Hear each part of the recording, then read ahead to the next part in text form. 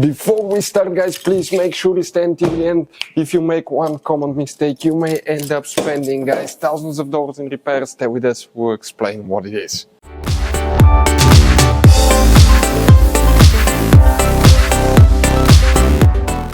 Hey guys, welcome back to Auto Repair. A super quick helpful video for any of you having problems where a headlight does not work on Mercedes C Class or both headlights do not work. Stay with us, we'll explain about that.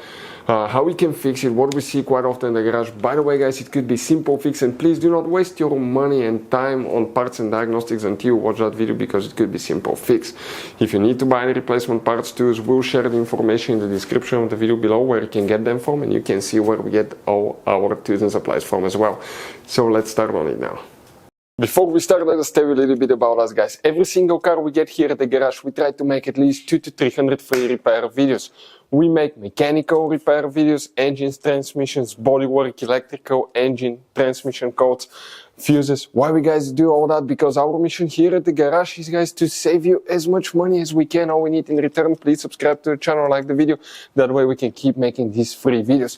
And guys, check out our YouTube channels. We have more than 17,000 free repair videos that can save you thousands of dollars in future repairs. So let's start on it now. So guys, if the headlights do not work, the first thing you want to check is some very important fuses that control the headlight, headlight module, headlight switch. There will be multiple fuses, we need to check all of those, but that Mercedes will have many hidden fuse boxes that most people do not know they exist. That's why, guys, we made one special video on our YouTube channel that's called Mercedes W204 fuse box location and diagram. Check it out, it's a video that can save you a lot of money, guys. That's what we were told by our subscribers. On the driver's side, by the brake fluid reservoir, you see that the fuse box cover that we have, we need to open here, remove it, lift it up, and underneath we have a fuse box with a layout like this one here. Before we guys continue, let's explain quickly why it's always a good idea to test fuses and relays. Guys, let's explain why it's super important to test fuses and relays. That way you do not spend money on diagnostics, parts, repairs you may actually not even need. So, guys, you have different kinds of fuses and relays. We're talking about the maxi fuses, standard fuses right here. You have, watch how many different kinds of relays as well.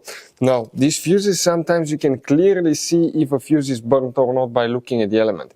But sometimes it's really sneaky. They can burn here on the side. It's hard to see. Some fuses will not be visible as well. And we had people that will spend thousands of dollars in repairs, replacing modules, even engine computers, when all they had to do, they assumed they had a good fuse. They pulled it out, they saw it, and they assumed it was good. But guys, you can easily test these fuses, and on some of these, most of them, they have even the terminals on top that allows you to check them with a voltmeter and find out if it's good or bad. You see, that's a good fuse. If it's blown, okay, like this one here, it's blown, nothing. Check this thing out, no connection. One next to it, okay. Right here, let me get good contact point. That's a good fuse, guys. You can see you can test them. Now, relays are harder to test, but with the voltmeter, fuses are super easy to test. All we have to do is set it on that setting and practically your home resistance setting, and you can find, guys, okay, if it works or not. For instance, that one was the good fuse. You can see it's going to go down to 0 ohms resistance, or you can go ahead, remove it and test it the same way, guys. It should have 0 ohm resistance. Now, relays, guys, are a little bit more complicated, but it's doable.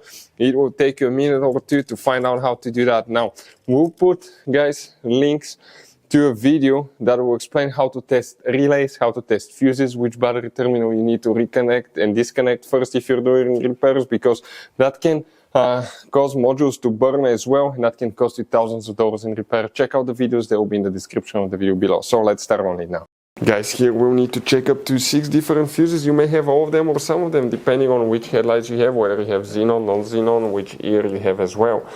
Next to the fuses, usually we have the numbers printed maybe on the left or the right side of the fuses, depending, guys. But now, what we need to check first, we need to locate fuse number 4. So we're talking about 1, 2, 3, 4, fuse number 4 right here, and fuse number 5. These two fuses are very important fuses. Next we need to check, guys, fuse number 14. So here that's 17, 16, 15, 14, that 7.5 amp fuse right here. We need to check that one too. You need to locate fuse number 18. Right here you see the number of that fuse is on the right side now. Fuse number 18. We need to locate fuse number 29. That's right, let me see, 29 right here, 29, and fuse number 30. Very important fuses.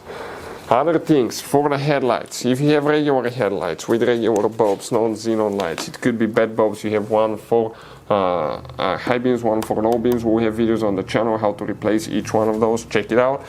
So bad headlight bulb, but we've seen where people will get the wrong type of bulb, may look the same, but make sure the part number matches and make sure you install it correctly, because it's a little bit limited guys space, so you may have a hard time reaching them, but we'll have the video how to replace them. Check the connector on the back side, make sure that everything's plugged in and everything's good as well. If you have xenon headlights, it could be a bad bulb as well, or bad xenon headlight module as well. Another thing, it could be problems with the headlight switch, guys. If both headlights do not work, it could be a bad headlight switch that you will need to check too. But always start with the fuses and the bulbs, because 9 out of 10 times that will be the problem that we see here at the garage that causes Mercedes C Class headlights not to work. In this Mercedes W204 you're going to have all kinds of different fuses and relays that sometimes are hard to find, and if you're in the middle of nowhere you may have a hard time finding one, guys. Replacement one, you may be stuck. It happened to us. So what we usually do, we buy some spare ones and we put in the glove box for a peace of mind. We'll share a link where you can get them at a really good price, quick shipping. That way you do not waste money and time. That link will be in the description of the video below. Check it out for your convenience. Hopefully, guys, the video will be helpful. Thank you for watching and see you next time.